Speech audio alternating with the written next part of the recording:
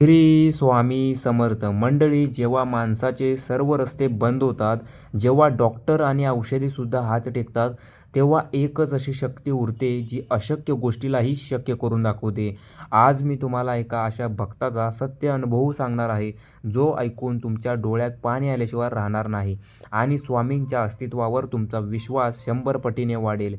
ही गोष्ट आहे पुण्यातील एका सामान्य कुटुंबातील एका भक्ताची. अमर याचे संपूर्ण कुटुंब स्वामी समर्थांचे निस्सीम भक्त होते. सर्व काही व्यवस्थित सुरू असताना अचानक एका दिवशी अमर यांच्या 6 वर्षाच्या मुलाला म्हणजेच आरवला खूप ताप आला. डॉक्टरांना दाखवले, औषधे दिली, पण ताप कमी होण्याऐवजी आरवची प्रकृती अधिकच बिघडत गेली. त्याला तातडीने सोलापूरच्या एका मोठ्या रुग्णालयात ICUमध्ये भरती करण्यात आले. तपासणीनंतर डॉक्टरांनी जे सांगितले ते ऐकून अमरच्या पायाखालची जमीनच सरकली होती.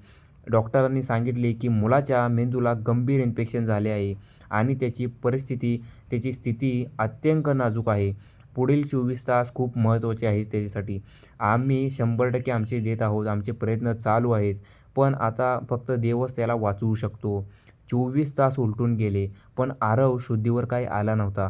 डॉक्टरांनी शेवटी मान खाली घातली आणि अमर त्यांच्या पाठीवर हात ठेवून म्हणाले की आम्ही क्षमा मागतो.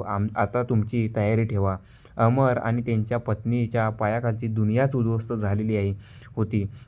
अमर धावत रुग्णालयाबाहेर आले. सोलापूरच्या त्या रस्त्यावर गुडघ्यावर बसून हाताची घट्ट मूठ आवळून ते ढसाढसा रडू लागले. त्यांनी खिशातून स्वामी समर्थांचा एक लहानसा फोटो बाहेर काढला. तो फोटो छातीशी लावला आणि मोठ्याने आक्रोश केला. स्वामी, तुम्ही तर म्हणाला होता ना, भिवू नकोस, मी तुझ्या पाठीशी आहे. मग आज माझा 6 वर्षाचा निष्पाप मुलगा मरणाच्या दारात असताना तुम्ही आज कुठे आहात? स्वामी, माझी परीक्षा नका घेऊ. माझ्या लेकराला वाचवा स्वामी, माझ्या लेकराला वाचवा स्वामी. तब्बल अर्धा तास अमर स्वामींच्या फोटोकडे बघून ढसाढसा रडत होते. तिथून एक वृद्ध, तेजस्वी चेहरा असलेले साधू महाराज जात होते. त्यांच्या अंगावर साधी उपरण होती आणि डोळ्यात एक वेगळीच करुणा होती. ते साधू महाराज अमर यांच्या जवळ आले आणि त्यांनी अमर यांच्या डोक्यावर हात ठेवला. अतिशय शांत आवाजात म्हणाले, "अरे बाबा, कशाला रडतोस? जो जग चालवतो तो तुझ्या लेकराला काहीही होऊ देणार नाही. हा घे अंगारा आणि जाऊन तुझ्या मुलाच्या कपाळावर लाव. तो एकदम बरा आहे." अमर यांनी अचंबित होऊन त्या साधू महाराजांकडे पाहिले. साधू महाराजांनी अमर यांच्या हातात चिमूटभर अंगारा राख ठेवली आणि ते पुढे निघून गेले. अमर यांनी एका सेकंदाचाही विचार न करता धावत ICU गाठले आणि तिथल्या नर्सने रोखण्याचा प्रयत्न केला. पण अमर यांनी थेट आत जाऊन तो अंगारा आपल्या चिमुकल्या आरवच्या कपाळावर लावला आणि तोंडाने जप सुरू केला. श्री स्वामी समर्थ, श्री स्वामी समर्थ असा जप सुरू केला आणि दुसऱ्याच मिनिटाला रुग्णालयाच्या ICUमध्ये चमत्कार घडला, ज्यावर तिथल्या डॉक्टरांचाही विश्वास बसत नव्हता. जे मशीन काही वेळापूर्वी फ्लॅट म्हणजेच बाळ गेल्याचे संकेत देत होते, त्यावर अचानक हृदयाचे ठोके वेगाने धावू लागले. व्हेंटिलेटरवर असलेल्या चिमुकल्या आरवने हळूच आपले डोळे उघडले आणि बोबड्या आवाजात म्हणाला, "बाबा, भूक लागलीय." डॉक्टर पळत आत आले. त्यांनी आरवला तपासले आणि थक्क झाले.